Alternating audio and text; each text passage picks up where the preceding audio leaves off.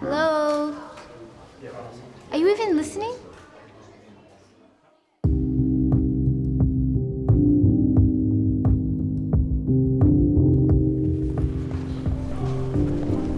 Feeling stressed occasionally is part of life, but sometimes worries grow and keep growing.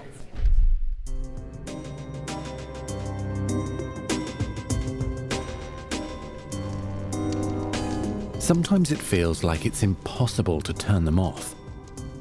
And these worrying thoughts are all you can think about. You might start to feel sick and unable to manage other priorities. It becomes difficult keeping up with everything else going on in your life.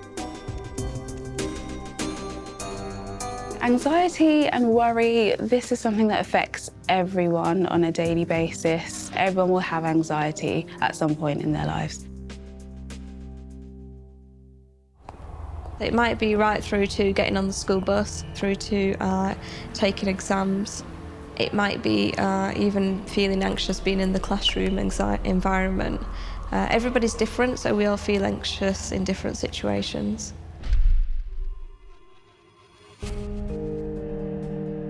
Anxiety can seem overwhelming, but there are lots of ways to manage it.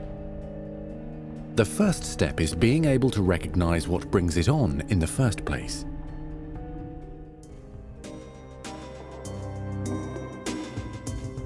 Sometimes anxiety is focused on a particular object, place, or situation. A fear of heights, touching something unclean, being somewhere unfamiliar or amongst crowds of people, saying goodbye to your parents to come to school, speaking in front of other people, sitting for an exam. Occasionally, your feelings in a situation become so overwhelming that you'll notice a strong physical and emotional reaction. Any situation can become a stressful one if you get stuck thinking about how it could all go wrong. Concentrating on all the worst-case scenarios is the first step into a four-part trap. So they may have thoughts like, oh, I don't know anyone in my class, I don't know my teacher. They may have thoughts, I may not like it, I may not be able to do my subjects or to pass my exams. So that would be their interpretation or their thoughts surrounding that particular event. And so those thoughts may produce anxiety and feelings of fear and worry about how they're going to cope in that situation. So that would be their feelings, which would then impact their behaviour. Once you start thinking this way, your feelings, physical reactions, and behaviours tend to match those anxious thoughts. Through the anxiety, you might start to feel quite low about yourself, as you interpret the situation on an emotional level. You might start to criticise yourself and actually think that you're a failure or that you need to man up. So you might have real difficulties as well with your own thoughts.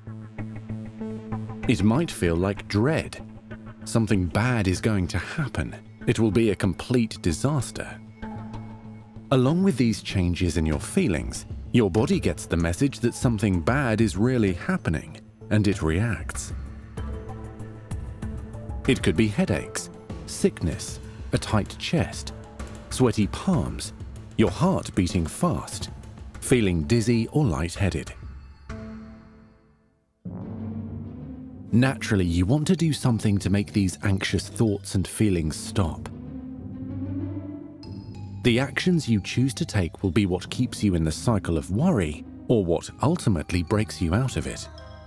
All these feelings and sensations connected to worrying can change the way someone behaves when they're dealing with anxiety. You could notice it in yourself or your friends or siblings. Behavior such as not wanting to eat or avoiding school, being upset more than usual or crying. But ultimately, these behaviors will keep you stuck in that trap.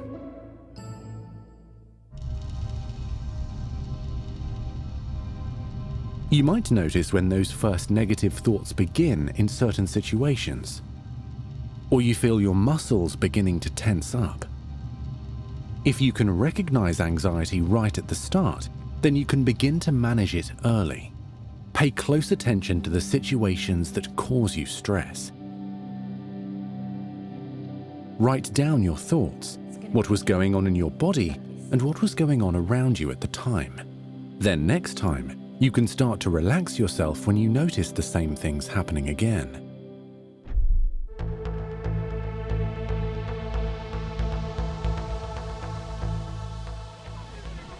Anxiety feels a bit different to everyone, and the ways to manage it are also going to be different for each person.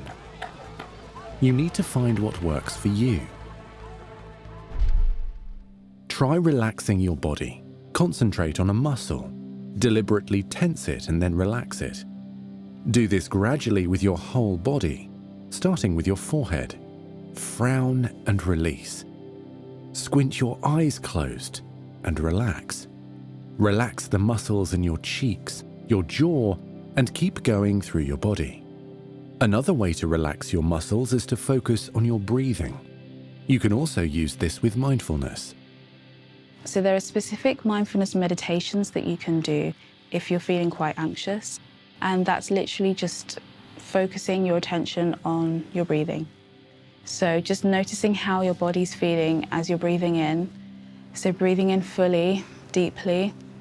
So as you're breathing in, you might notice that your chest is rising, and as you breathe out, your chest falls. Creating something physical to help you keep calm can be useful as well. Maybe it's a box containing all your favorite things, or some special objects that make you feel happy. You could even imagine a peaceful place in your head where you can go and not take your stress with you. Some people prefer to write when they're feeling anxious. Getting the thoughts out of your head and into a journal can be a relief, as they're contained in one place and you don't need to carry them around with you. It can also make it easier for you to decide if the negative thoughts you're having actually make sense. So if you start to notice and recognise that you're feeling anxious more than usual, remember it is normal to feel anxiety, but once it starts to cause you distress and start to impact things like your school and your home life, things that you can do is actually capture those thoughts, so kind of challenge your own thoughts and say, actually, that is not true. Look out for those anxious thoughts that come to you over and over again, and tell them you're not going to listen. You might imagine a character telling you all the worst-case scenarios and try to balance them out with a more positive perspective. And of course, if you're having trouble catching your negative thoughts, you can always reach out for some help. Well, the first thing to do would always be to tell someone you trust. Sharing is caring. Just being able to voice how you're feeling can really go a long way from taking the thoughts from inside your head and outside, where someone else can give a little bit of perspective, or someone can help you with those thoughts. There are lots of ways to work through anxiety. Recognizing the signs is the first step to dealing with it. Find a method that works for you. And remember that you don't have to face it alone.